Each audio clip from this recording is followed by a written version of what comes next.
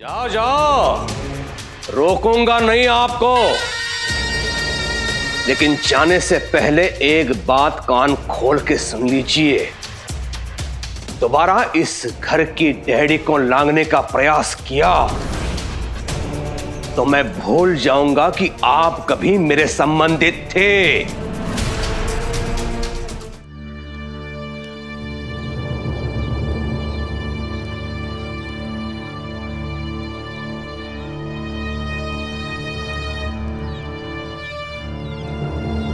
साईं, ये ठीक तो हो जाएगी ना? साईं जल्दी कुछ करो। साईं, मेरी बेटी ठीक तो हो जाएगी ना? साईं कुछ तो बोलिए। साईं जवाब दीजिए साईं। रुकिए साईं, साईं रुकिए। आप कहाँ ले जा रहे मेरी बेटी को? साईं, मेरी बच्ची को लेकर कहां जा रहे हैं आप? अगर इलाज नहीं करना था तो मना कर देते, पर इस तरह लेकर जाना। बड़ा नाम सुना था आपका, नाम बड़े और दर्शन छोटे। हमें यहां की भी निराशा ही हाथ लगी। आओ शांत हो जाइए। शांत नहीं रहूंगा मैं। हमसे बिना पूछे आप नवजात शिशु को ले जा रहे हैं। एक बार भी सोचा आपने इसकी मां पर क्या असर होगा? अरे उसे तो यह भी नहीं पता कि बच्ची किस हाल में है। ईश्वर ना करे इस बच्ची की हालत बिगड़ जाए तो उसकी मां की हालत क्या होगी, जिसने अपने पेट पर रख के उसको पोसा और दर्द सह के जन्म दिया। एक बार भी ख्याल आया आपको? एक बार भी एहसास हुआ आपको कि आप बच्चे को दूर ले जा रहे हैं, उससे अलग कर रहे हैं? आपको उस मां की बहुत चिंता है जिसने अपनी बच्ची के साथ कुछ पल बिताए। अच्छी बात है, पर श्रीपाद जी उस मां का क्या जिसने अपने बच्चे को 1 साल तक पाला हो और एक इंसान की जिद की वजह से उसे ऐसी स्थिति का सामना करना पड़ गया। बताइए क्या बीती होगी उस मां पर जिसके सामने पिता या पुत्र, किसी एक को चुनने का विकल्प रखा गया होगा। बोलिए।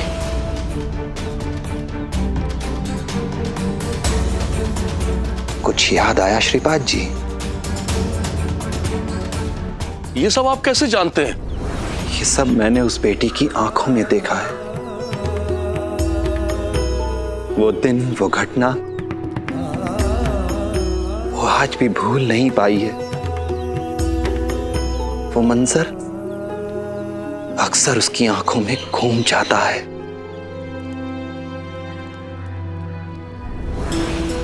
बेटा, मैंने तुम्हें जो सिखाया है उसे हमेशा याद रखना। जी।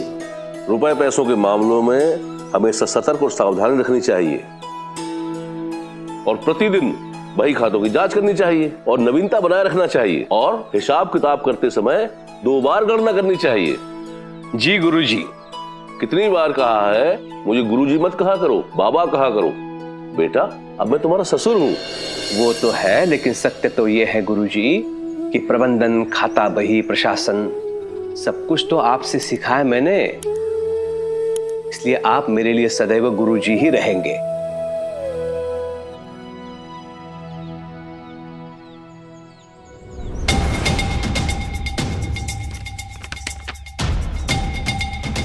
बाबा, मैं ये कह रहा था कि रुक्मिणी को यहाँ से ले जाने के बजाय आप लोग यहाँ रुक जाते कुछ दिन तो मुझे भी अवसर मिलता आप लोगों के साथ समय व्यर्थ करने का। जीजा जी साफ साफ क्यों नहीं कहते कि आपको ताई के हाथ के खाने की आदत पड़ गई है और उनके बिना आप रह भी नहीं सकते? ये सही कहा तुमने।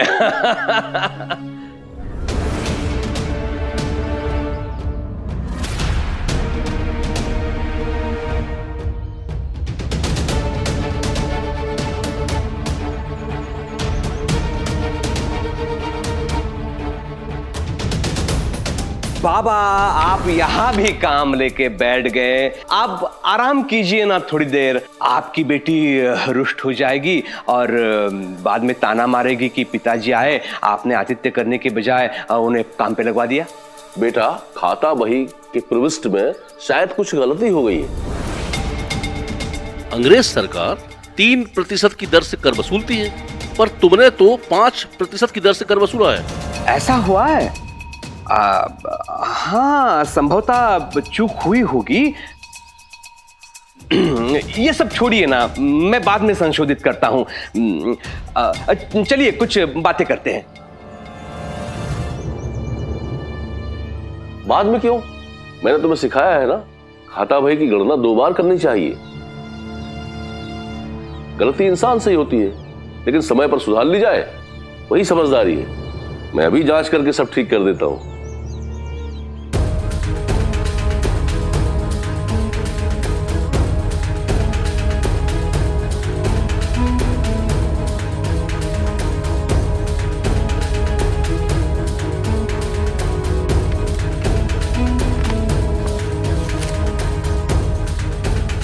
बेटा, अंग्रेज सरकार 3% की दर से कर वसूलती है, और तुमने तो 5% की दर से कर वसूला है।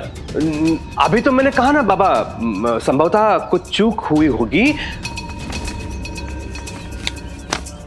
गलती एक बार होती तो मैं समझता, पर इसमें तो सबसे 5% की दर से कर वसूला गया है। ये सब क्या है?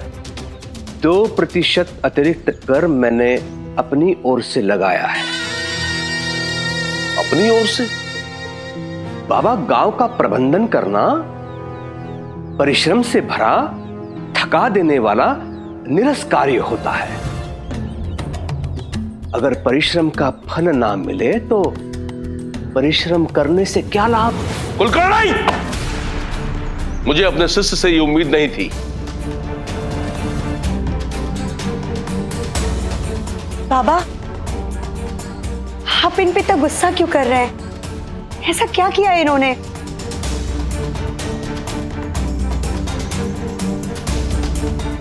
कई लोगों ने मुझसे कहा कि तुम्हारा दामाद शिरडी का सबसे भ्रष्ट आदमी है, पर मैंने इस बात पर कभी ध्यान नहीं दिया, क्योंकि मेरा यह मानना था कि मेरे दामाद होने से पहले वो मेरा शिष्य है, वो ऐसा कभी नहीं कर सकता। आज मालूम हुआ कि वो सब सही थे और तुम्हारा पति गलत, ये भ्रष्ट है। भोले भाले ग्रामीणों से अतिरिक्त कर लेकर ये अपनी तिजोरी भर रहा है।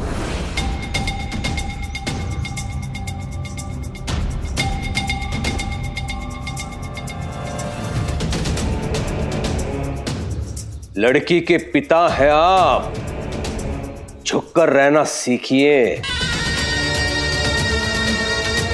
मेरी बदकिस्मती थी कि तुम जैसे भ्रष्ट को अपनी बेटी दी। अभी भी बिगड़ा कुछ नहीं, इतना ही पछतावा हो रहा है तो अपनी सुपुत्री को ले जाइए अपने घर सदैव के लिए। ओह,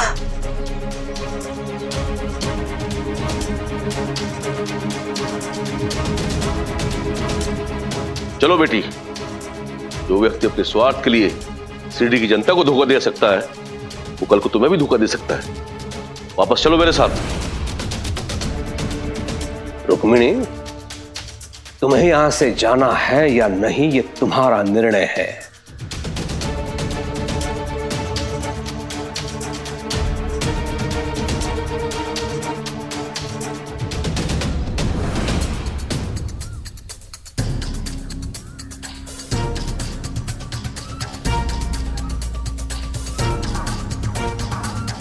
लेकिन मेरा बेटा केशव मेरे पास रहेगा, ये मेरा निर्णय है।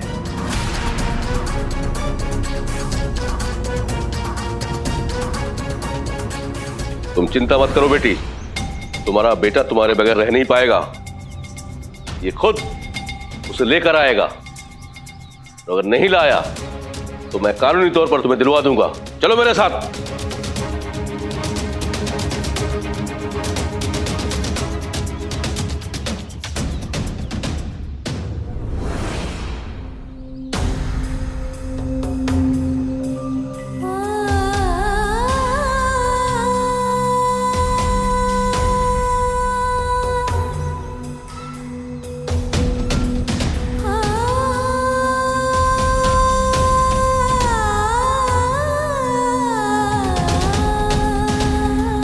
बाबा, मैं अपने बच्चे को छोड़कर नहीं जा सकती।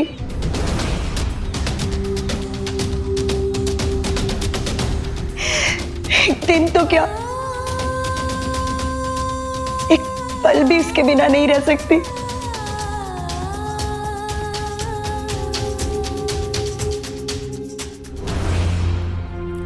मुझे माफ कर दीजिए बाबा,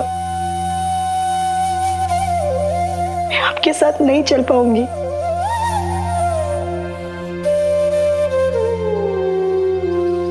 अपने पति के अपराध में उसका साथ देने का फैसला किया है तुमने।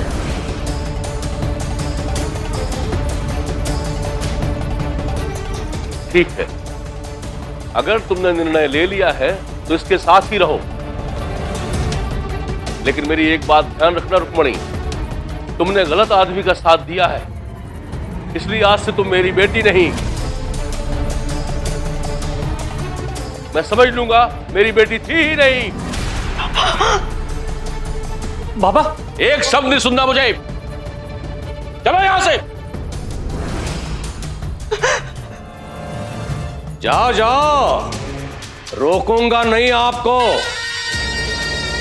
लेकिन जाने से पहले एक बात कान खोल के सुन लीजिए। दोबारा इस घर की डैडी को लांघने का प्रयास किया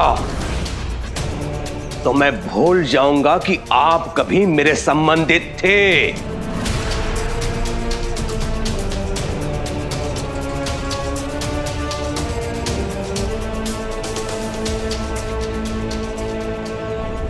धिक्कार है तुम पर, तुम्हारी ड्योढ़ी पर तो क्या, मैं कभी शिरडी की जमीन पर पैर नहीं रखूंगा। ये श्रीपाद जोशी का वादा है, ये श्रीपाद जोशी का वादा है।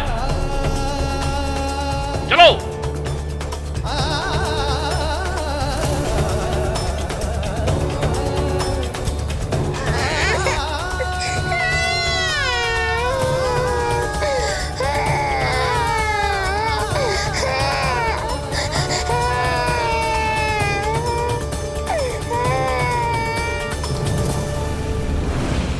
केवल आपके गुस्से के कारण केशव अपने नाना नानी से कभी नहीं मिला।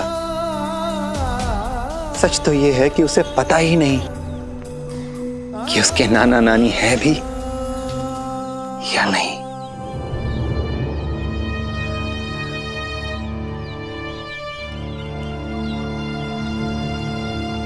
और सिर्फ इतना ही नहीं, एक और मां को उसकी बेटी से जुदा कर दिया था आपने, अलग कर दिया था आपने। सिर्फ आपकी वजह से आपकी पत्नी सावित्री ने अपनी लाडली बेटी रुक्मिणी को पिछले 8 साल से नहीं देखा है। जानते हैं आप, बहुत प्यार से पाल पोस के बड़ा किया है उन्होंने रुक्मिणी को। ये सब आपको रुक्मणी ने बताया? साई को कुछ भी बताने की जरूरत नहीं होती। साईं, मुझे माफ कर दीजिए, मुझसे बहुत बड़ी गलती हो गई। मैं अपने आदर्शों में इतना कठोर, इतना जिद्दी और विवेकहीन हो गया कि अपने बेटी की दृष्टिकोण को समझ ही नहीं पाया। मैं वो 8 साल वापस तो नहीं ला सकता साईं, लेकिन आपसे वादा करता हूं कि जिस तरह रुक्मणी को पाल के बड़ा किया था, उसी तरह इस बच्ची को पाल पोस कर बड़ा करूंगा। बस आप इसे ठीक कर दीजिए साईं, इसे ठीक कर दीजिए। माफ कीजिएगा श्रीपाद जी, पर मैं इस बच्ची की चेतना लौटाने में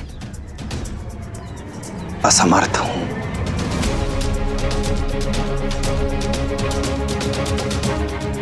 केवल एक ही व्यक्ति है जो इस बच्ची की चेतना वापस लाने में सक्षम है।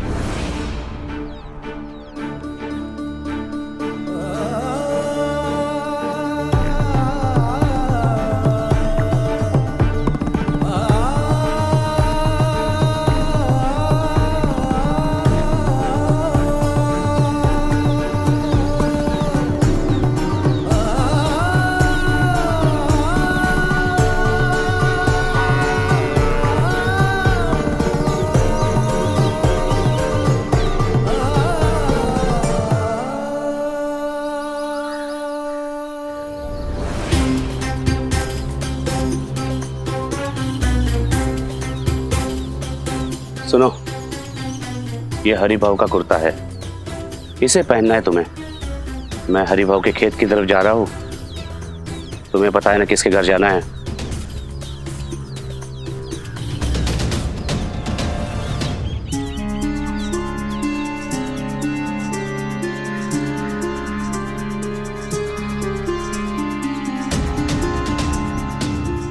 साई, हम यहां क्यों आए हैं?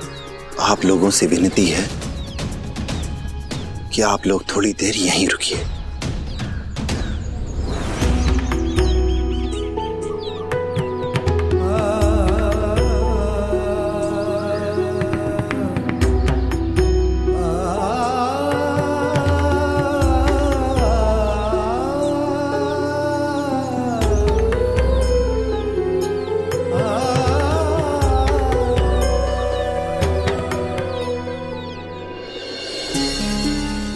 मैंने तुम पर भरोसा किया और तुमने बदले में क्या किया?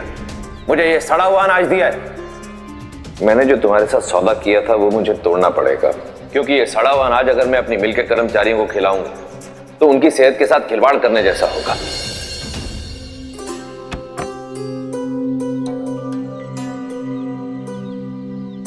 अरे ऐसे गुमसुम क्यों बैठे हैं आप?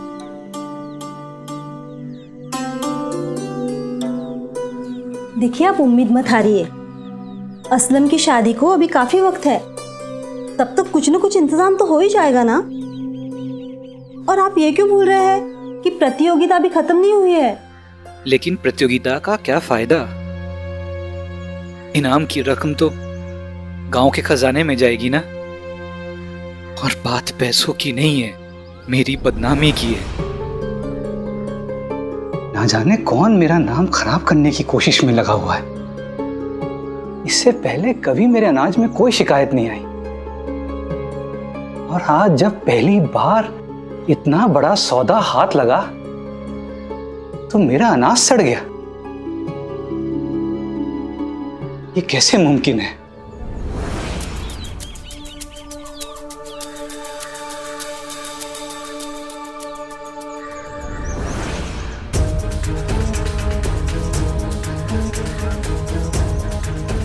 कहीं किसी ने जानबूझकर मेरे अनाज में कुछ मिला दिया हो। आपको याद है, साई ने हमें सावधान रहने की हिदायत दी थी।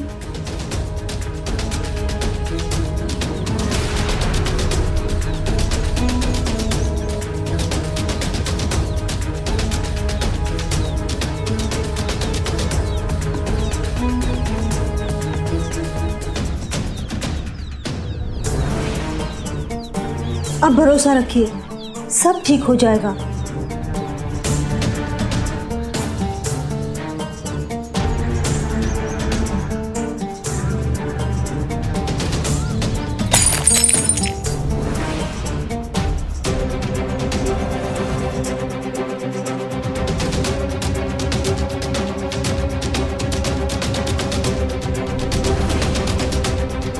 हरिभाव? क्या? हाँ, वो हरिभाव था, लेकिन वो अंदर क्यों नहीं आया? कोई और होगा, आपको गलतफहमी हुई होगी। अरे नहीं बेगम, उसने वही कुर्ता पहन रखा है जो पिछली दिवाली में मैंने उसे तोहफे में दिया था। जब वो यहाँ तक आया तो बगैर मिले क्यों चला गया? आखिर वो यहाँ क्यों आया था?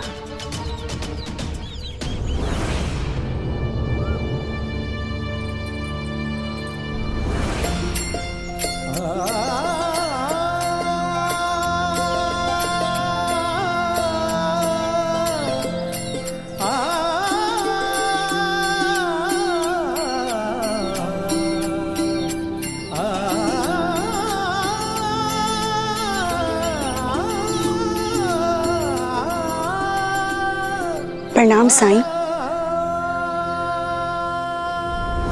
ये बच्चा किसका है?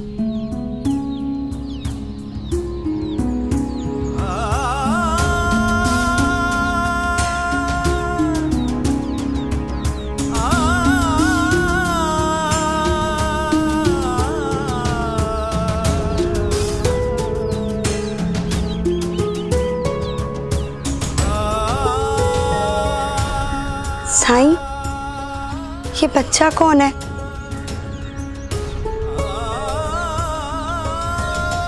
और इसका शरीर इतना ठंडा क्यों पड़ा है?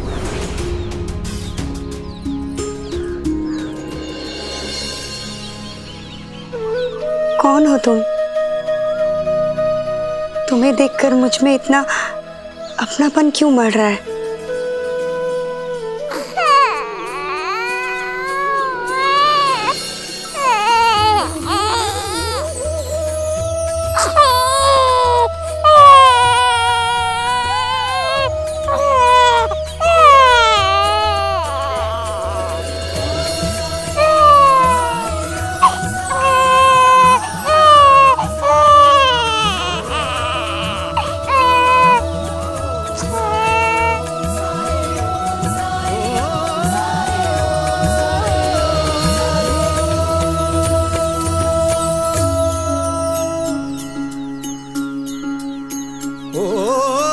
जब कठिनाई छाई तू ही याद आया, भटके राही को तूने रास्ता दिखाया, तूने भक्तों का बेड़ा पार लगाया, तेरी महिमा मेरे साईं कौन जान पाया। ओम साई ओम साई ओम साई ओम साई ओम साई ओम साई ओम।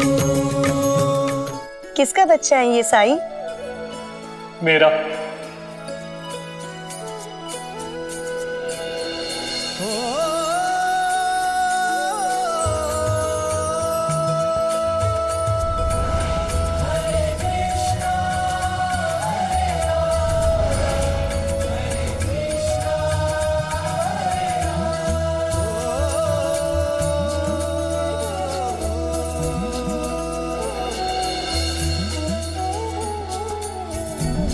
बहुत जल्द इन्हें शुभ समाचार मिलने वाला है।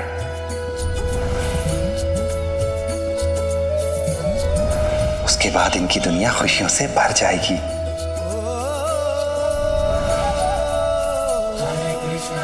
ब्रह्म कमल,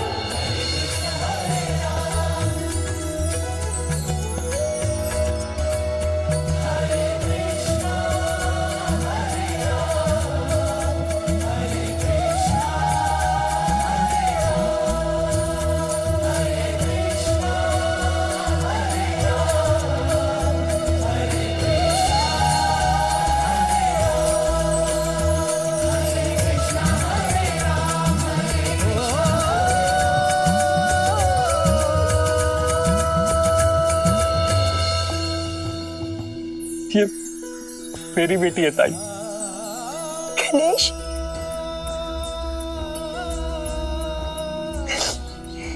तुम पिता बन गए।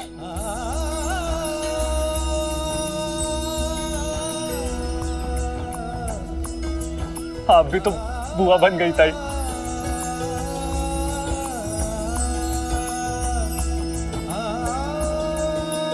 तभी इसे लेते ही ऐसा लगा जैसे मेरा इससे कोई नाता है।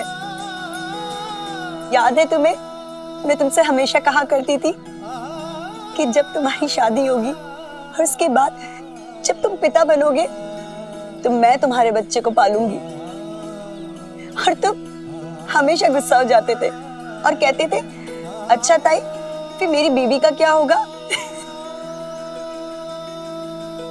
आप सच ही कहती थी ताई। इसे जन्म तो गौरी ने दिया है, लेकिन जीवन आपने दिया है।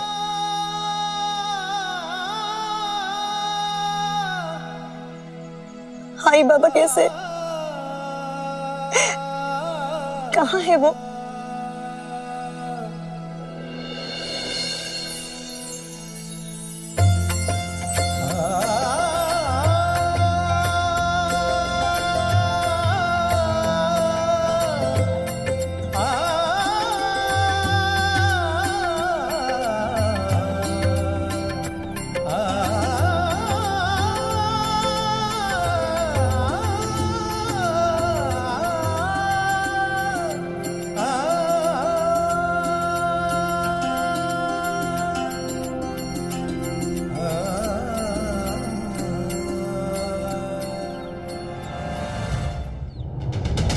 अपने पति के अपराध में उसका साथ देने का फैसला किया है तुमने। लेकिन मेरी एक बात ध्यान रखना रुक्मणी, तुमने गलत आदमी का साथ दिया है, इसलिए आज से तुम मेरी बेटी नहीं। मैं समझ लूंगा मेरी बेटी थी ही नहीं। पता नहीं बाबा अब भी मुझसे गुस्सा है या माफ कर दिया है उन्होंने मुझे। जो भी हो, मैं जरूर मिलूंगी उनसे। आखिर वो मेरे पिता हैं।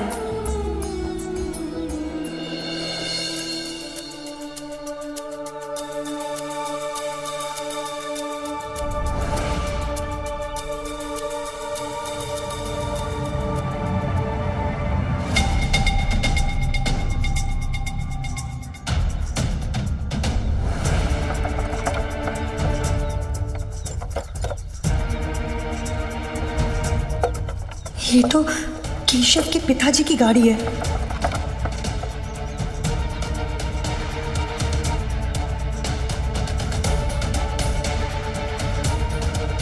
क्या हुआ, गाड़ी क्यों रोक दी?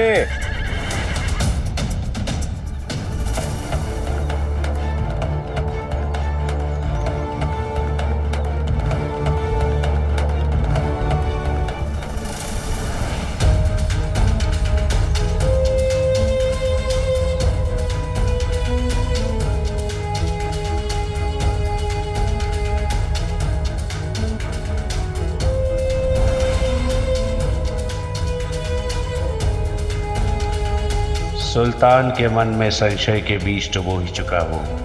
अब बारी हरि भाव की है।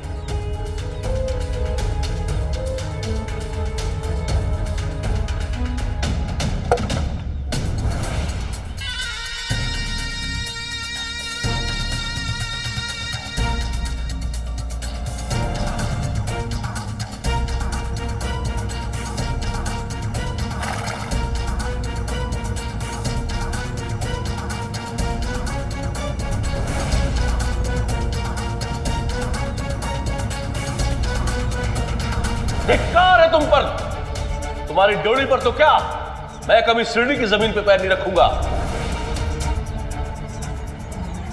रुक्मिणी!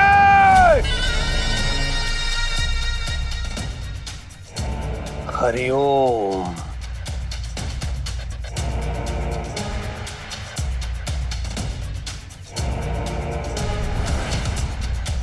क्या कहा था आपने? इस घर की टहडी क्या इस शिरडी में अपना पैर नहीं रखूंगा, ये वादा है श्रीपाद जोशी का। यही कहा था ना? बात अकड़ के चले गए थे। अब क्या हुआ? कैसे दुस्साहस किया मेरी शिरडी में पैर रखने को? मुझे चोर कहा था आपने? कुलकर्णी सरकार को। घर के स्वामी की अनुपस्थिति में उसके पीठ पीछे घर में प्रवेश करने वाले चोर होते हैं। अब आप बताइए चोर कौन है? मैं या आप?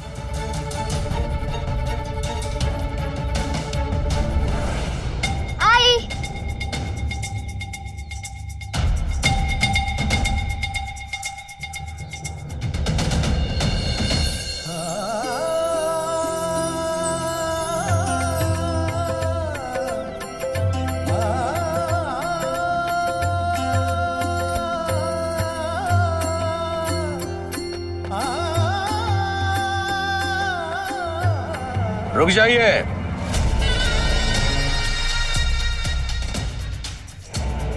खबरदार जो किसी ने मेरे बेटे से मिलने की कोशिश की।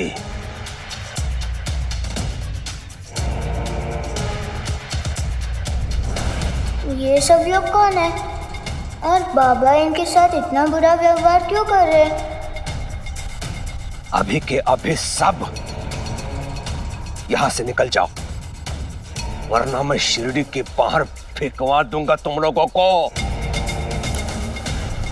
और ये कुलकर्णी सरकार का वादा है, और कुलकर्णी सरकार कभी अपना वादा तोड़ते नहीं है।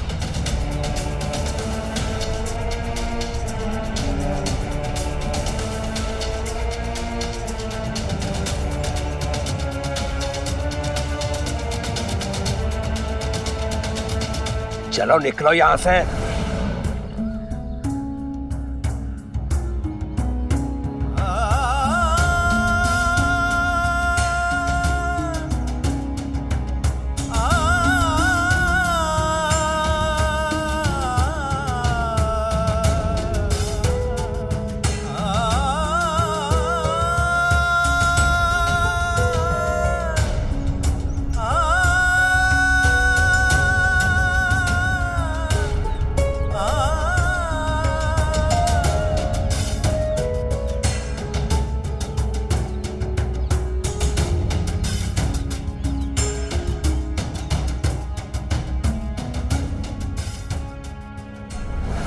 जोशी जी शिरडी में क्या कर रहे हैं और ये कुलकर्णी सरकार उन पे चिल्ला क्यों रहे हैं? आई बाबा, चलिए चलते हैं यहाँ से। नमस्कार जोशी जी।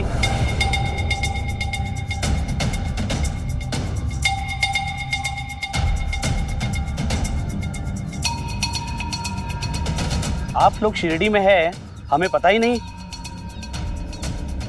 साहब को पता चलेगा तो मुझ पे बहुत नाराज होंगे कि मैंने आपकी कोई खातिरदारी नहीं की। आप लोग सब मेरे साथ चलिए, साहब को आपका स्वागत सत्कार करने में बहुत खुशी होगी। बहुत बहुत धन्यवाद नंदलाल, हम अवश्य चलते, अभी जल्दी में है। आज ही हम दादा बने। इस बच्ची को इसकी माँ के पास ले जाना है और माँ और बच्ची के पास रहना हमारा बहुत जरूरी है। मैं वादा करता हूं कि मैं शीघ्र ही रत्नाकर जी से मिलूंगा। जी, जैसा आपका आदेश।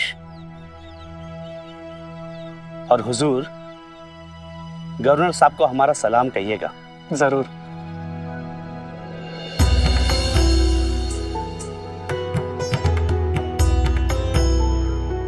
साईं, आपने कहा था शुभ समाचार मिलेगा, मिला, लेकिन आधा अधूरा। आप मुझे यहाँ तक लेकर आने के बाद बीच मझधार पर क्यों छोड़कर चले गए साईं? अगर मुझे मेरे आई बाबा भाई से आपने मिलवाया है तो अब उनसे मुझे दूर मत कीजिए। मदद कीजिए साईं, मदद कीजिए।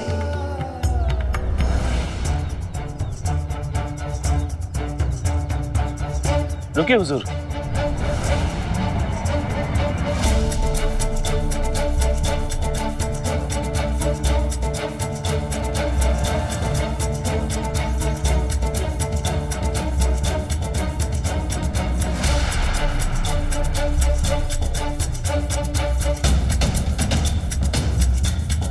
ये आपका पहचान चिन्ह। शुक्रिया। शुक्रिया।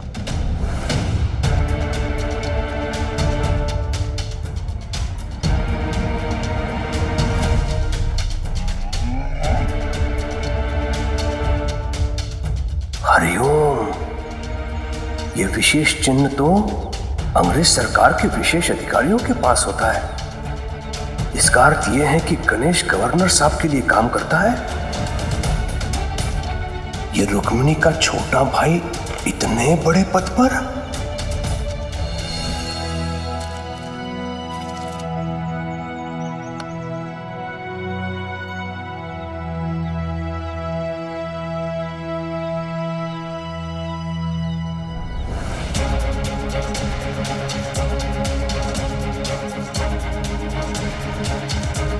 असलम के अब्बू।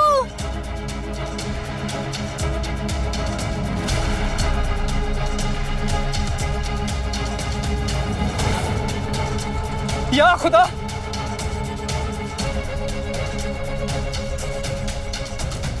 ये सारे बीज कैसे सड़ गए?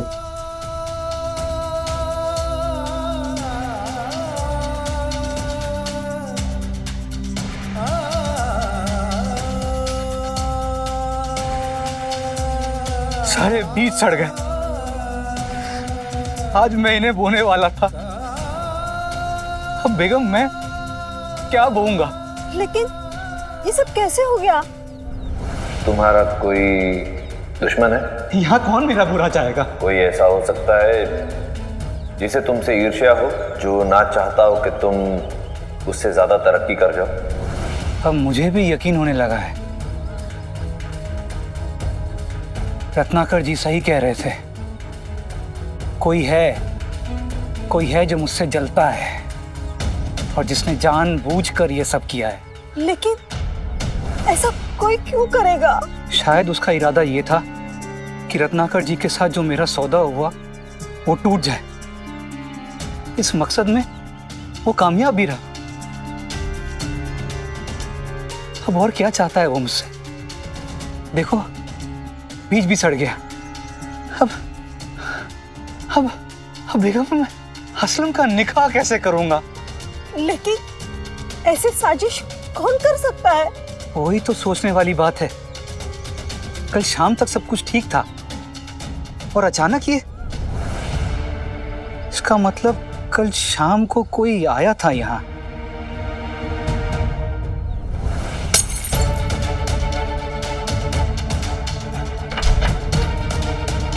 हरी भाव, कोई और होगा, आपको गलतफहमी हुई होगी।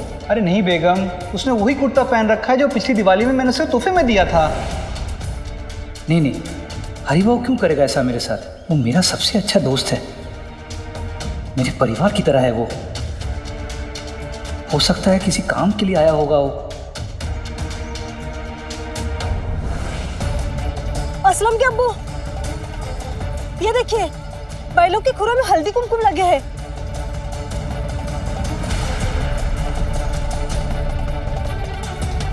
कल तो हरिभाव खेत में ले गया था बैलों को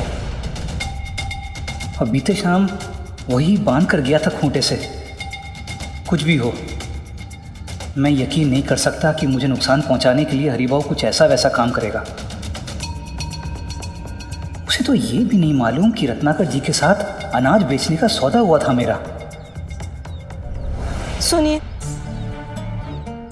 ये जो हमारे साथ हो रहा है ना, उससे मुझे बहुत फिक्र हो रही है। मेरे ख्याल से हमें साई के पास जाना चाहिए।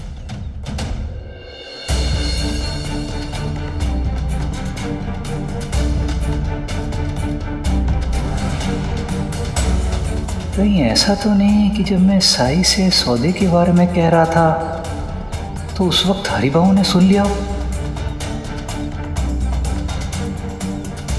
लेकिन मेरे साथ ऐसा नहीं करेगा हरिभाव।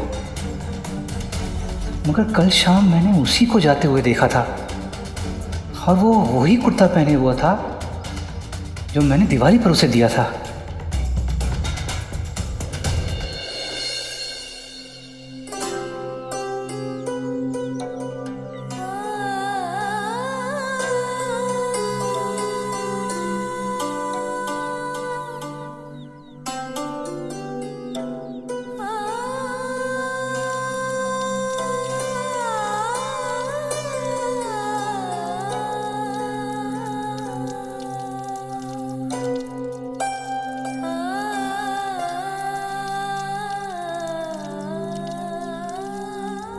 किसका बच्चा है ये साई?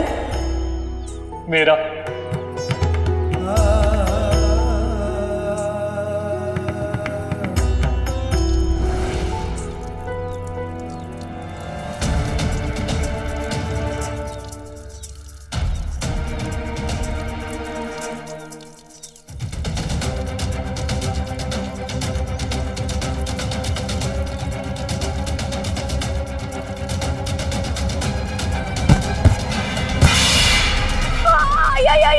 मर गई।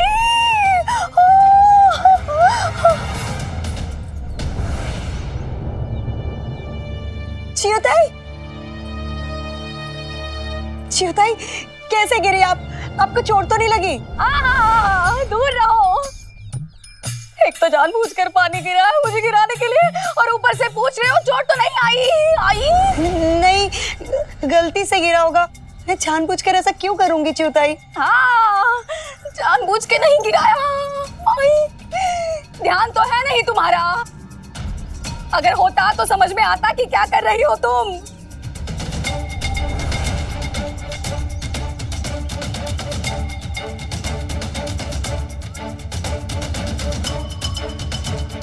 देखो, एक ही पौधे को सारा पानी डाल दिया। बाकी पौधे क्या करेंगे? सूख कर मर जाएंगे बेचारे। और ये ऐसे पानी बर्बाद करोगी ना तुम, तो हम लोग क्या पिएंगे? शुक्र करो वहीनी, दादा नहीं है वाड़े में। अगर दादा ने तुम्हारी ये सारी हरकतें देख ली ना, तो तुम्हें वहीं भेज देंगे, उन्हीं लोगों के पास, उन्हीं के पास जिनके ख्यालों में डूबी हुई हो तुम आजकल। मत कहिए, आई आई आई माड़ा।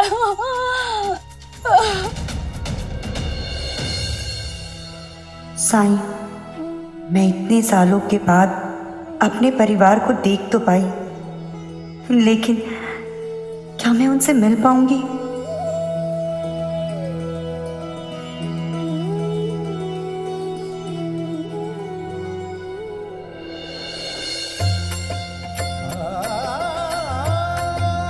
आपने मेरी बेटी को नया जन्म देकर मुझ पे बहुत उपकार किए हैं साई, बहुत बहुत धन्यवाद। राम जी भला करे। बस हम निकलने ही वाले थे साईं, फिर मैंने सोचा कि जाने से पहले आपसे मिलता चलूं। मैंने सपने में नहीं सोचा था कि इस जिंदगी में शिरडी में कदम रखूंगा, लेकिन मेरी नियति में आपसे मिलना लिखा था। आपने मेरी आंखें खोल दी साईं। अब तक मैं अपनी जिंदगी गलत धारणा से जी रहा था। मैंने अपनी बेटी को भी गलत समझा। मेरी गलतियों की वजह से उसने बहुत दुख झेला, जबकि वो अपना धर्म निभा रही थी। मैंने अधिकार जताकर उसे उसके मायके वालों से दूर रखा। मैंने ये बिल्कुल नहीं सोचा कि मेरी जिद के कारण उसे कितना दुख हुआ होगा। कल जब मैंने रुक्मणी को देखा तो उसकी आंखों में बहुत पीड़ा थी साईं। मैंने उसे उसकी आई, भाई और बाबा से दूर रखा। आपके कारण 8 साल बाद मैं अपनी बेटी से मिल पाया, पर अफसोस कि उसे सीने से नहीं लगा पाया, उससे बहुत सारी बातें नहीं कर पाया, उससे माफी नहीं मांग पाया। पानी में लाठी मारने से पानी तो अलग नहीं हो जाता श्रीपाद जी, और विरह की पीड़ा जितनी गहरी होती है, मिलन भी उतना ही सुखदायी होता है। ओ सुख दुख आने जाने हैं और साए, बाबुराए मनवा तेरा लज न जाए। मन में आशा के दीपक बुझने ना पाए, सुबह फिर से आएगी रात समझाए।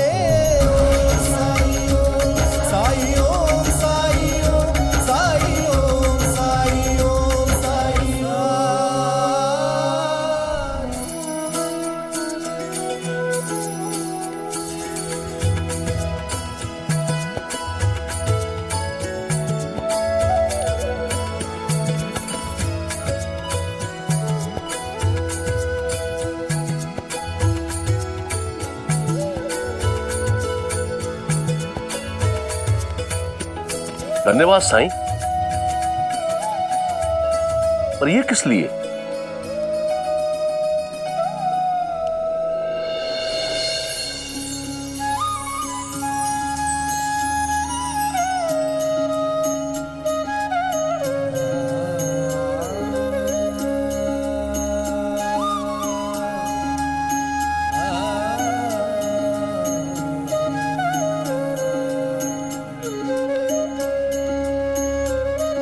पोती के जन्म पर खुशियां मनाइए श्रीपाद जी,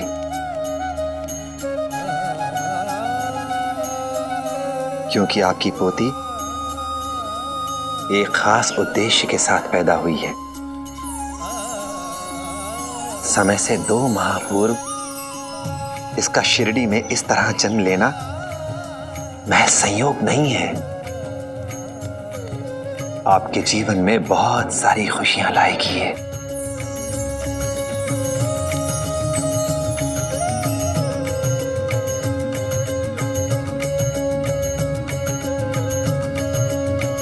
साईं, हम चाहते हैं कि आप हमारी बेटी का नामकरण करें। आमतौर पे बच्चे का नाम बारसे के दिन रखा जाता है और इसका जन्म यहाँ शिरडी में हुआ है, तो आप लोग इसका बारसा यहीं क्यों नहीं मनाते? ये तो बहुत ही अच्छा विचार है साईं। ऐसा करते हैं कि मैं अपने घर में जोशी जी की पोती का बारसा मनाऊंगी। और बारसे में तो रिवाज होता है कि गांव के सभी लोगों को आमंत्रित किया जाता है। वैसे भी कई दिनों से गांव में कोई खुशी का मौका आया नहीं है। सबके सब प्रतियोगिता जीतने के चक्कर में खेती में जुटे हुए हैं। इसी बहाने लोगों को आपस में एक दूसरे से मिलने का, खुशियां मनाने का मौका मिल जाएगा। जरूर पायजामा। और रिवाज के अनुसार पूरे गांव को बुलाइएगा। याद रहे, एक भी घर छूटना नहीं चाहिए, फिर चाहे वो किसी का भी हो। हाँ हाँ, चिंता मत करो, एक भी घर छूटेगा नहीं।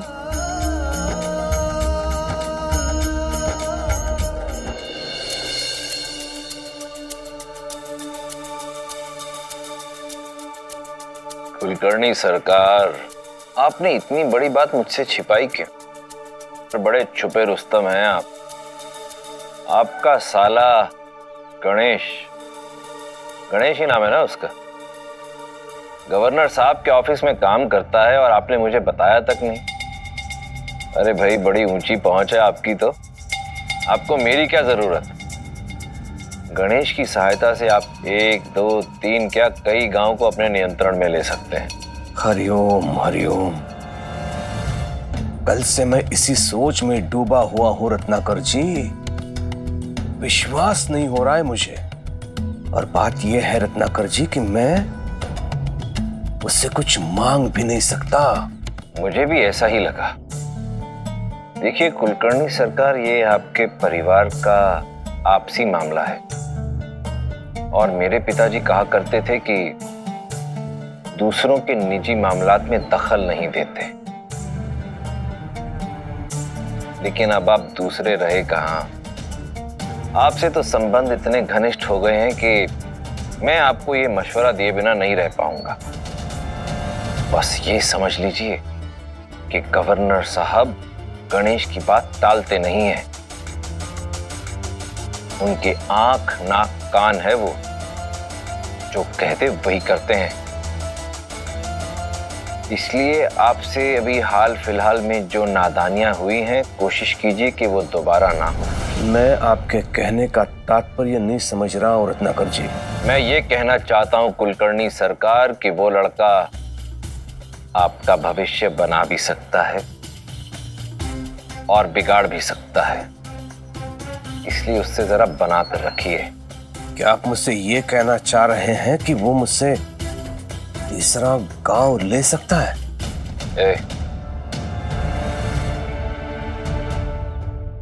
दूसरा और तीसरा क्या कुलकर्णी सरकार, अगर गणेश चाहे तो आपसे शिरडी भी छीन सकता है। क्या कहा था आपने? इस घर की डेहड़ी क्या इस शिरडी में अपना पैर नहीं रखूंगा, ये वादा है श्रीपाद जोशी का। यही कहा था ना? बात अकड़ के चले गए थे। मुझे चोर कहा था आपने कुलकर्णी सरकार को। घर के स्वामी की अनुपस्थिति में उसके पीठ पीछे घर में प्रवेश करने वाले चोर होते हैं। अब आप बताइए चोर कौन है? मैं आप? अभी के अभी सब यहां से निकल जाओ, वरना मैं शिरडी के बाहर फेंकवा दूंगा तुम लोगों को।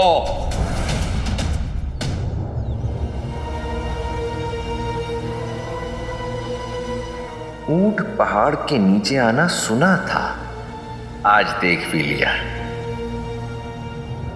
सरकार हो गया। दिखाओ। अति सुंदर।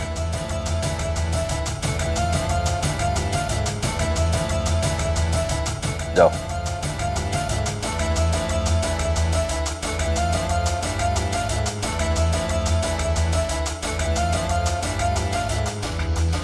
कुलकर्णी सरकार, ये पेंटिंग देखी है आपने? है ना जबरदस्त। मैं हूबहू इस पेंटिंग जैसी और बहुत सारी पेंटिंग्स बनवाने वाला हूं। जानते हैं क्यों? क्योंकि मुझे लगता है कि मैं एक दिन इस देश का बहुत ही मशहूर आदमी बनूंगा और लोग अपने घरों में मेरी ये पेंटिंग लगाया करेंगे। ये पेंटिंग, ऐसा मुझे विश्वास है। आप जानते हैं मेरा ये विश्वास क्यों है? क्योंकि मुझे ये पता है कि कामयाब होने के लिए कभी कभी 2 कदम आगे बढ़ना पड़ता है तो कभी कभी 2 कदम पीछे भी हटना पड़ता है। बिल्कुल उस शेर की तरह जो शिकार करने से पहले 2 कदम पीछे हट जाता है। नासमझ आदमी को लगता है कि शेर का मन बदल गया और वो पीछे हट रहा है, लेकिन उसे ये नहीं पता होता कि शेर शिकार करने से पहले 2 कदम पीछे इसलिए हटता है क्योंकि वो एक लंबी छलांग लगाने की तैयारी कर रहा होता है। रही बात आपकी, तो आपका साला गणेश दुनिया के बाकी भाइयों की तरह अपनी बहन को जरूर बहुत प्यार करता होगा, चाहता होगा कि वो किसी तकलीफ में ना आए। यही वजह हो सकती है कि उसने आज तक आपके खिलाफ कोई शिकायत नहीं की। लेकिन जो चल रहा है, अगर वो वैसे ही चलता रहा तो वो भी इंसान है, कहीं कुछ कर बैठा तो आपकी लुटिया डूब जाएगी और आपको पता भी नहीं चलेगा।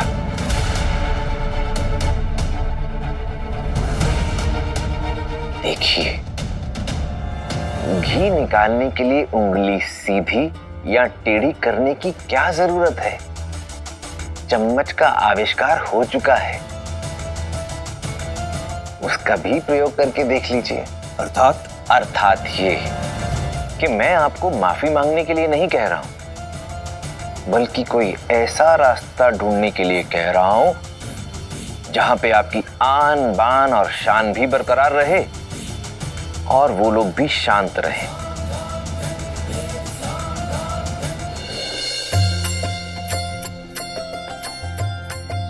भाई जाकर ने न्योता भेजा है, आप सबको बुलाया है, तो जरूर आना बारसे में।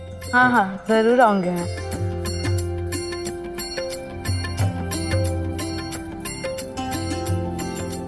जरूर आना।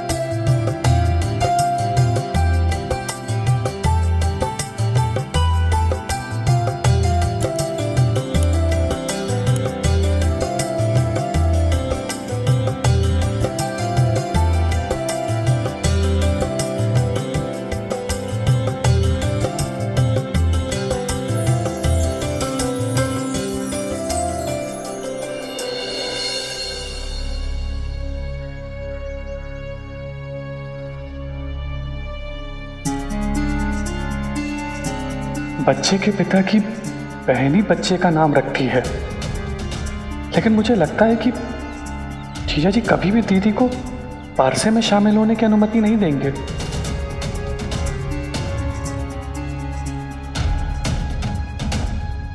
साईं, मेरे बेटे का नाम आप ही रखेंगे ना?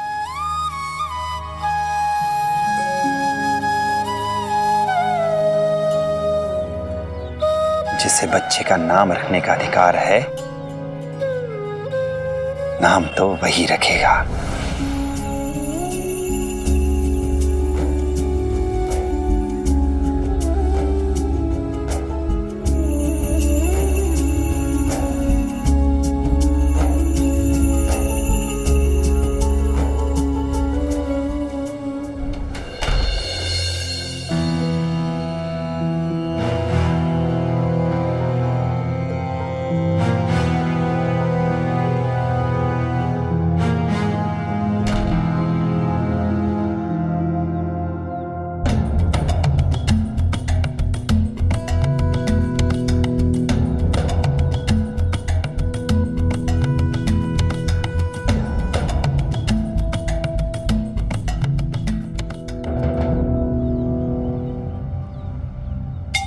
मैंने उन लोगों से झगड़ा करके ठीक नहीं किया। मुझे पूरा विश्वास है कि शिरडी से जाते ही गणेश कुछ न कुछ मेरे विरुद्ध कार्रवाई करेगा ही करेगा। उसे रोकना होगा,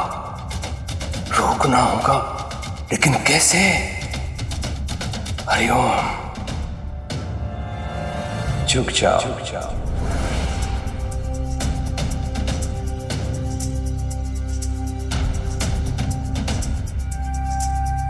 झुक जाऊं? मैं? हाँ। नहीं। यदि इसकी बात मानी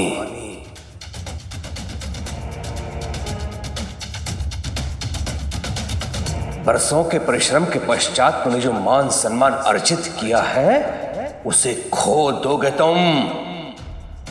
मान बचेगा तो खोएगा ना।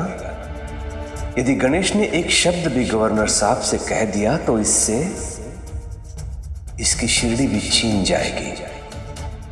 तब क्या होगा?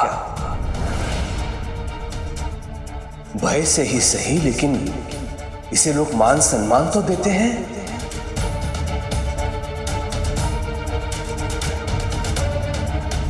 जिन पर इसने अत्याचार किए हैं, जिनका शोषण किया है, वो सब प्रतिशोध देने आ जाएंगे कुलकर्णी।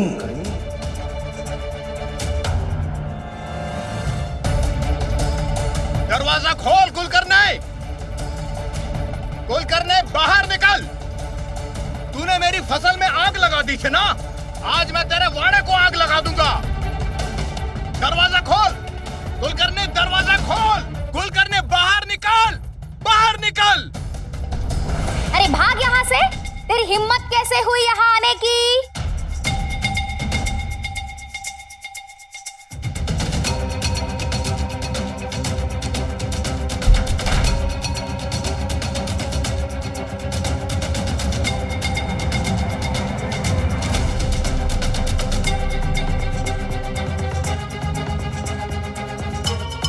क्या हुआ चू? दादा क्या हुआ होगा पंता जी? अब वही चल के पता चलेगा अंता जी। चलिए चलिए।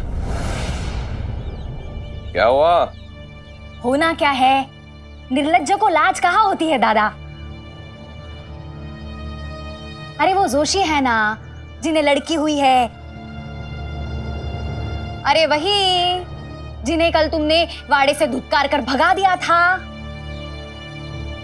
बड़े ढीठ किस्म के लोग हैं वो। अपने बच्ची का बारसा शिरडी में मना रहे हैं और उसी में शामिल होने के लिए हमें न्योता देने आए थे।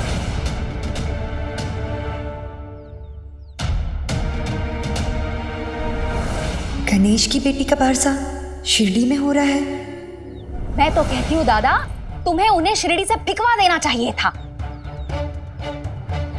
दादा मुझे तो लगता है उन्होंने ना देख लिया होगा कि इतने सालों में तुम्हारे क्या ठाठ हो गए हैं, इतना बड़ा वाड़ा है तुम्हारा। लालच आ गया होगा उन्हें। सोचा होगा कि आज शिरडी में बारसा करेंगे तो पूरे शिरडी वासियों के साथ साथ हम भी जाएंगे उनके बारसे में। और तुम तो संपन्न हो, मुखिया हो तुम, सोने की भेंट वस्तु तो दे ही दोगे। आखिर फूफा जी जो ठहरे बच्ची के।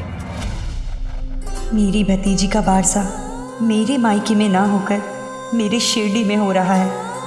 मैं कितनी बदनसीब हूँ कि इतनी नज़दीक होने के बाद भी बारसा में जा नहीं पाऊंगी, उसे गोद में नहीं ले पाऊंगी, उसे कुछ उपहार नहीं दे पाऊंगी।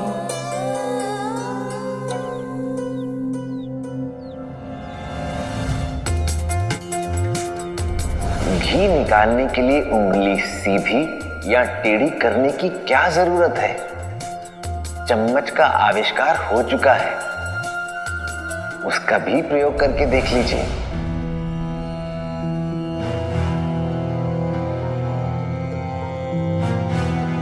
रुक्मिणी,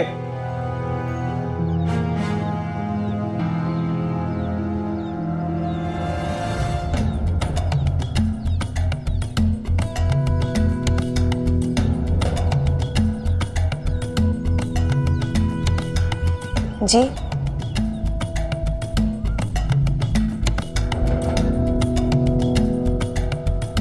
अगर तुम जाना चाहती हो तो जा सकती हो।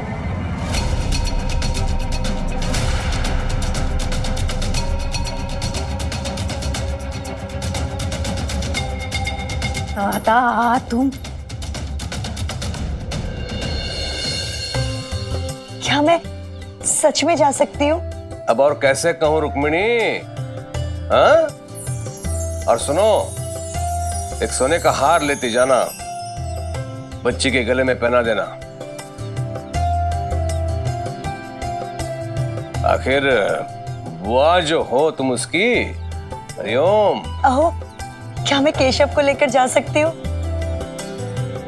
हाँ हाँ, बिल्कुल बिल्कुल। मैं भी वही कहने वाला था तुमसे कि केशव को भी साथ में लेके जाना।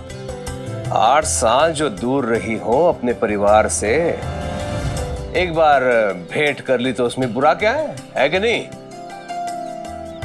हरिओम।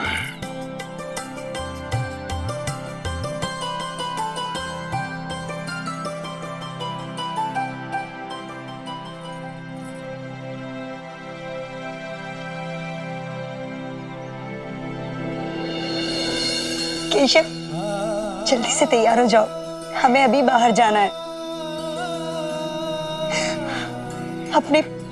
अपने परिवार से मिलने।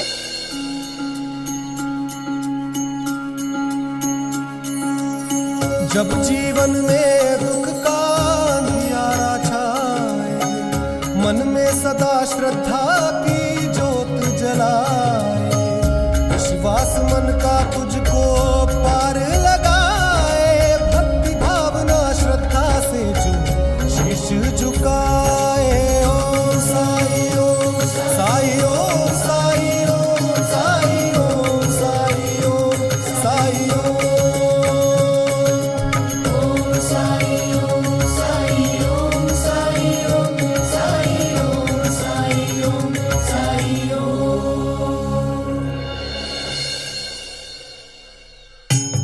पाटिल जी, बारसे की सारी तैयारियां हो चुकी हैं। आप सभी को अंदर बुलाया है।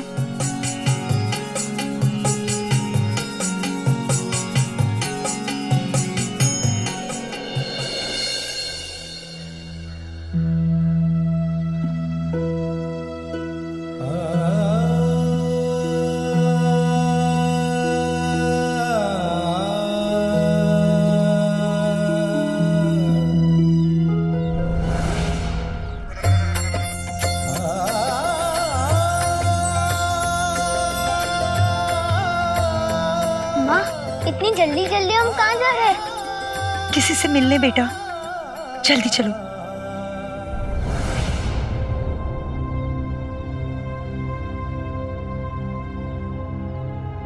साईं, नामकरण के लिए अब हमें और इंतजार नहीं करना चाहिए। हाँ भाई सामा, अब नामकरण के लिए किसी इंतजार की जरूरत नहीं है, क्योंकि जिसे नामकरण करना है वो आ चुका है।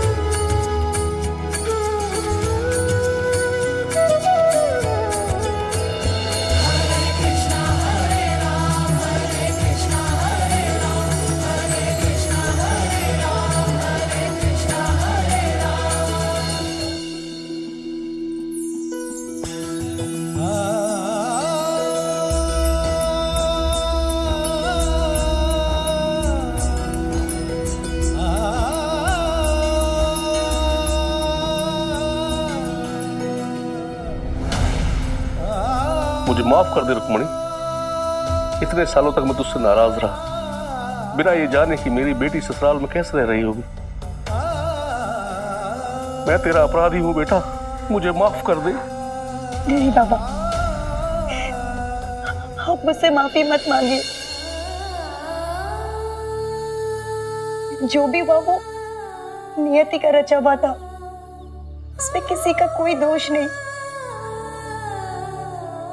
भाई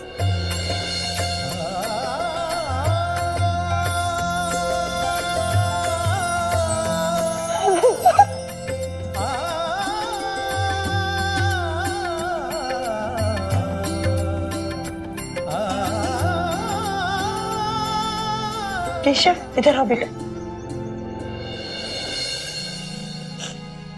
आशीर्वाद लो बेटा, ये तुम्हारे नाना जी हैं।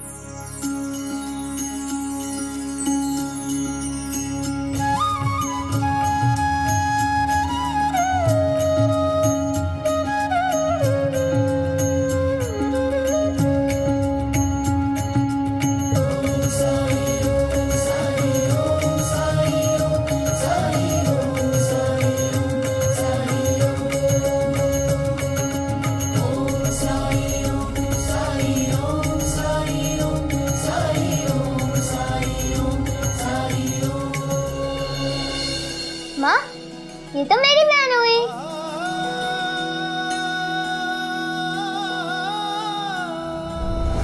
अभी बुलाती हूँ। सुनिए, बाहर हरी बहू आए हैं बैल लेने।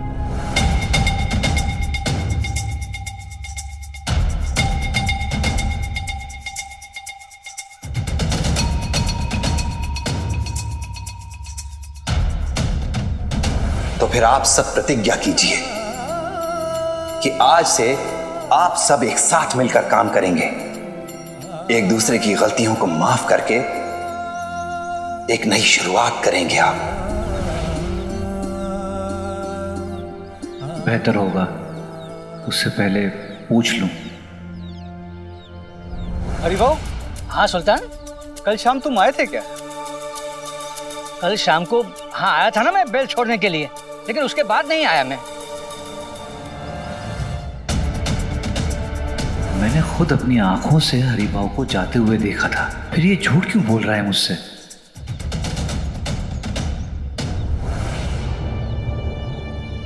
सुल्तान, मैं बेल ले जा रहा हूं।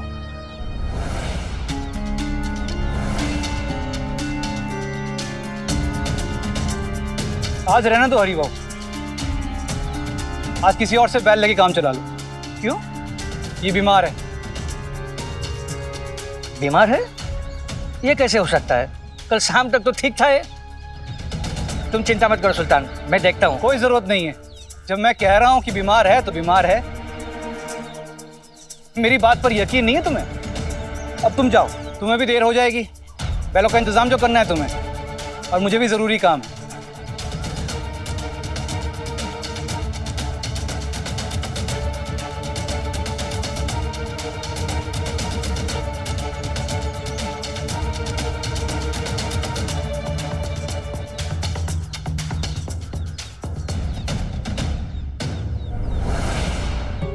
कहीं हरिभाव मुझ पर काला जादू तो नहीं कर रहा? पता नहीं आज सुल्तान को क्या हो गया है। आज अजीब सा बर्ताव कर रहा है मेरे साथ, और इससे पहले आज तक उसने कभी भी मुझसे ऐसी बातें नहीं की। कहीं सुल्तान कोई परेशानी में तो नहीं है? शायद असलम के निकाह की चिंता होगी उसे, लेकिन जो भी है मुझे बात करनी चाहिए उससे।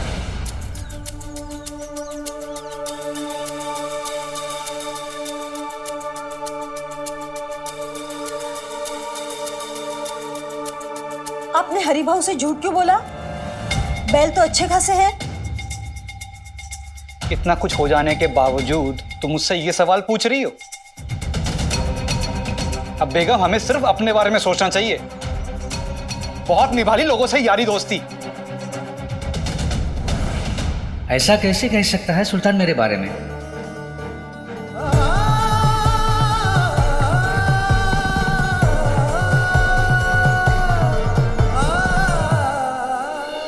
बायज़मा, अब बारसे की रस्म शुरू की जा सकती है।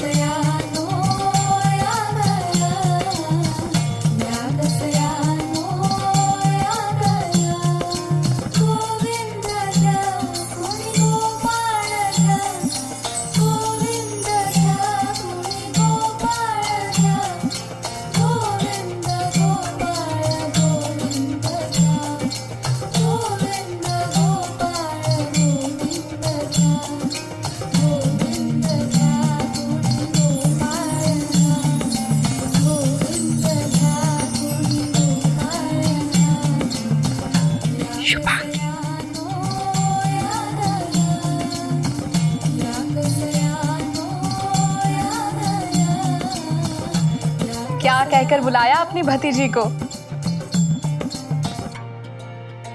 मैंने अपनी भतीजी को शुभांगी कहकर बुलाया।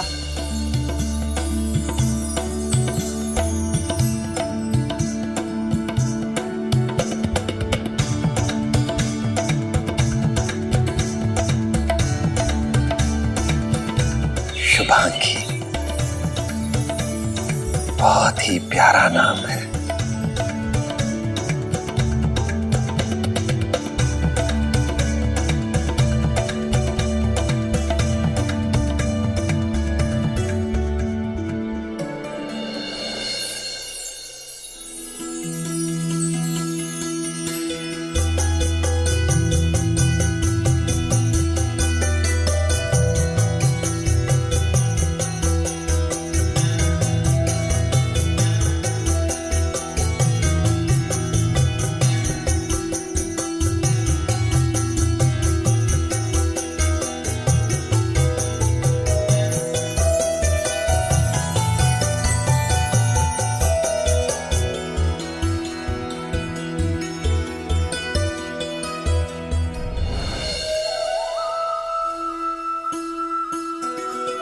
साईं, मैं जानती हूँ शुभांगी को आप द्वारका माई में ही ठीक कर सकते थे,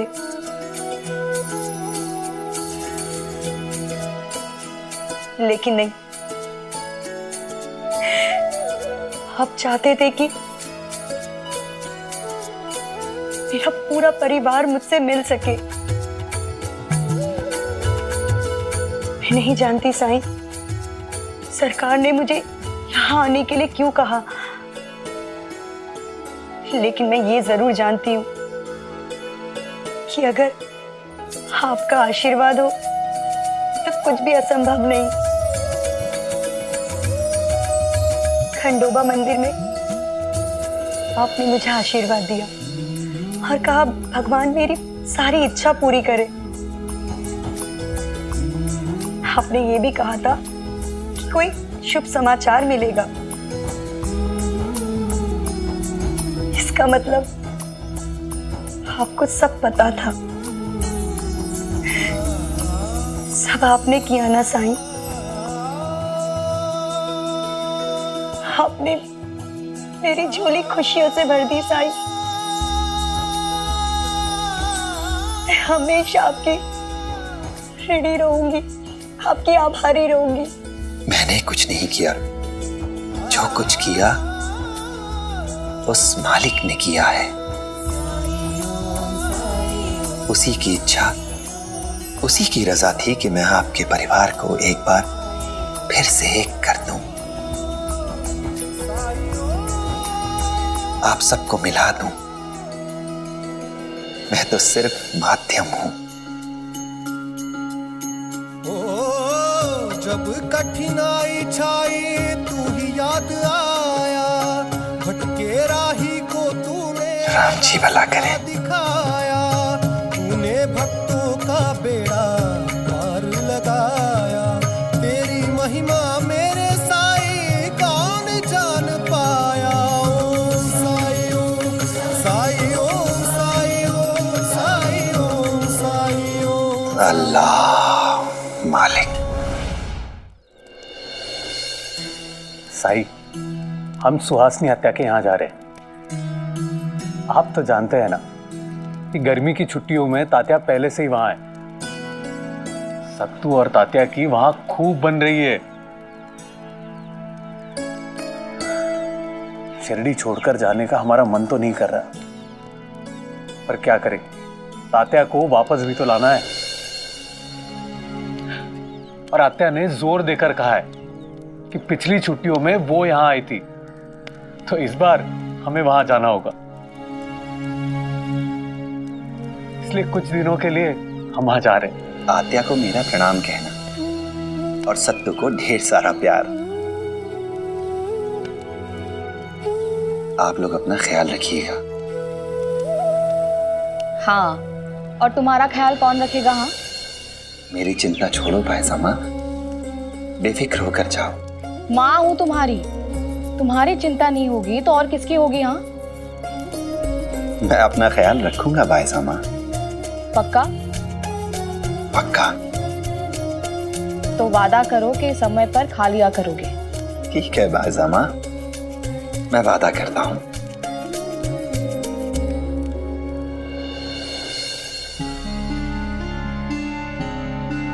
सुल्तान इतना मतलबी कब से हो गया? मुझे तो विश्वास ही नहीं होता।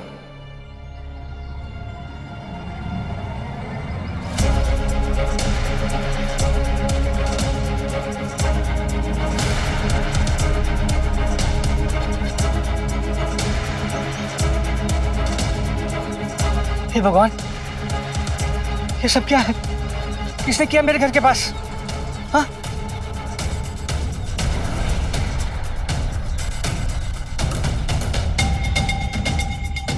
ये धुआं? अरे ये तो सुल्तान के घर की ओर से आ रहा है। कहीं वो किसी मुसीबत में तो नहीं?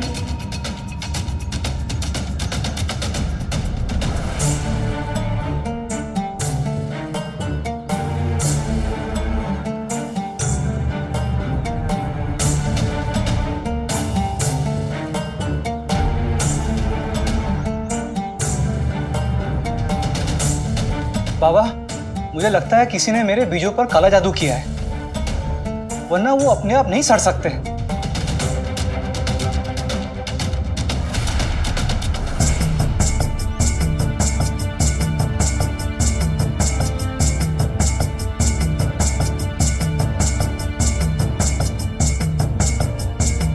बिल्कुल सही कहा तूने।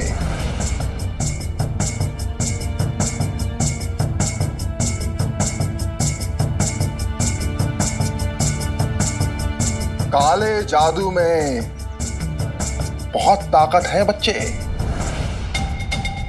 अच्छा रहा कि आज तूने मुझे यहां बुला लिया। फिक्र मत कर, तेरी परेशानी जरूर दूर होगी। परेशान तू नहीं, वो होगा। तकलीफ तुझे नहीं, उसे होगी। अल्लाह, कहीं सुल्तान मुझ पर काला जादू करने की कोशिश तो नहीं कर रहा?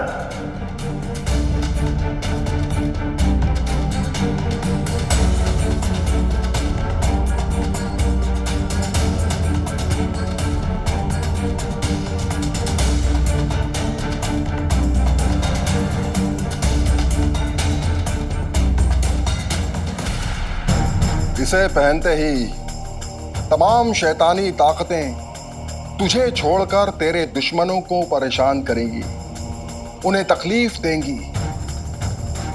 किस्मत तेरे साथ है जो हमेशा रहेगी। कामयाबी तेरे कदम चूमेगी और यकीनन वो प्रतियोगिता तू ही जीतेगा।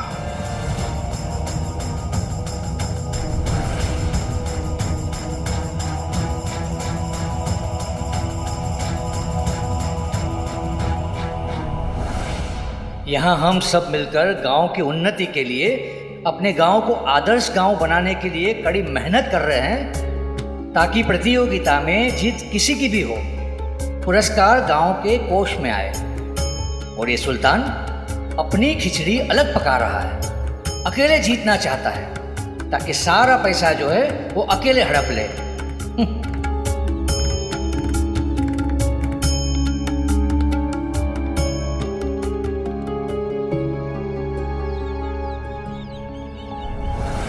हरी भाऊ, जिस ग्राहक से आपने सौदा किया था उस ग्राहक ने सौदा तोड़ दिया।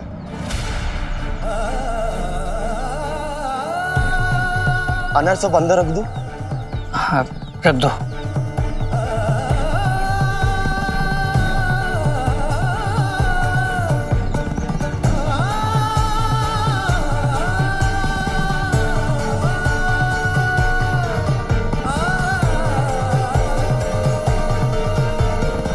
शायद रत्नाकर ठीक कह रहा था। मैं ही खुद को समाज का ठेकेदार समझ बैठा था, सबकी भलाई के बारे में सोच रहा था।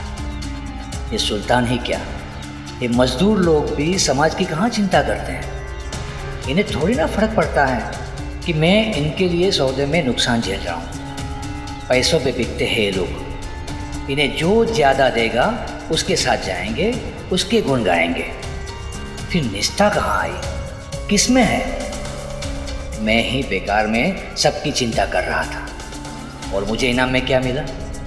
इनके कारण ही रत्नाकर ने मेरे साथ सौदा तोड़ा।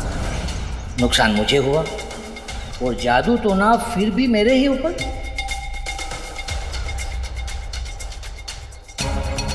मुझे तो ऐसा लग रहा है कि सुल्तान के धर्म के लोग जो मेरे खेतों में काम कर रहे हैं, उन्होंने भी सुल्तान की मदद की होगी। अब मुझे पूरा भरोसा हो गया है कि सुल्तान ने मुझ पर काला जादू किया है।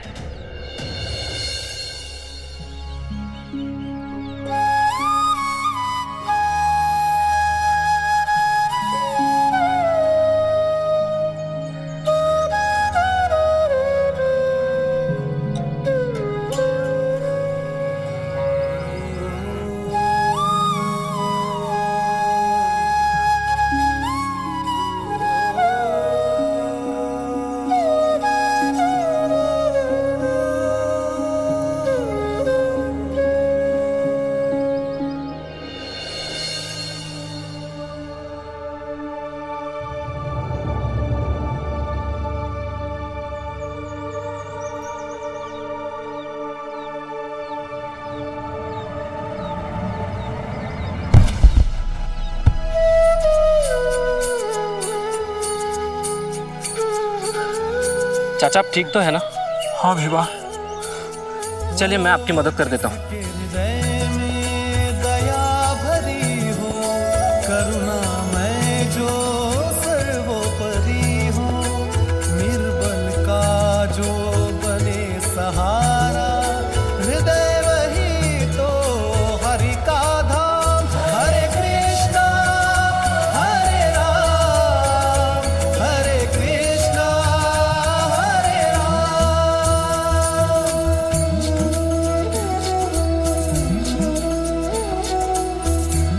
शुक्रिया भिवा।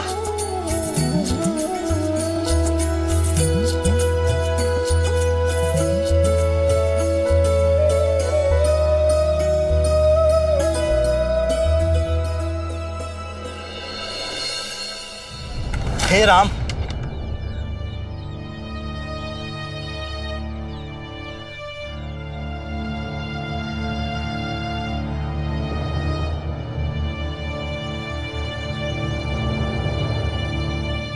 शुक्रिया साईं।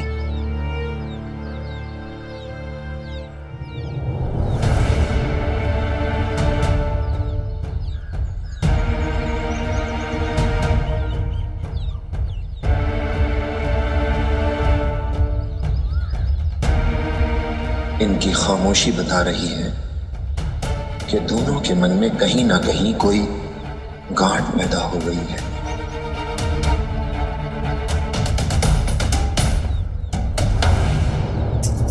सब ठीक है ना? हाँ साईं, आपका आशीर्वाद है।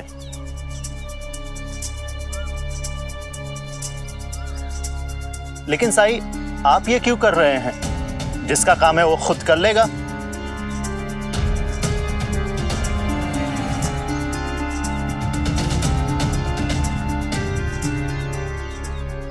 तुम्हारा भी फलों का ही कारोबार है ना?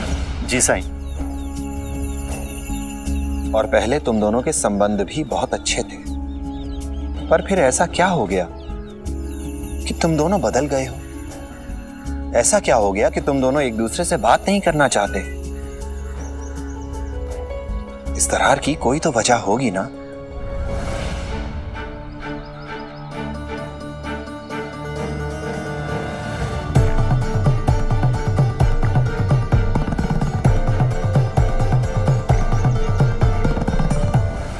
ऐसे और भी मज़ेदार वीडियो के लिए हमारे चैनल को लाइक, शेयर और सब्सक्राइब करें।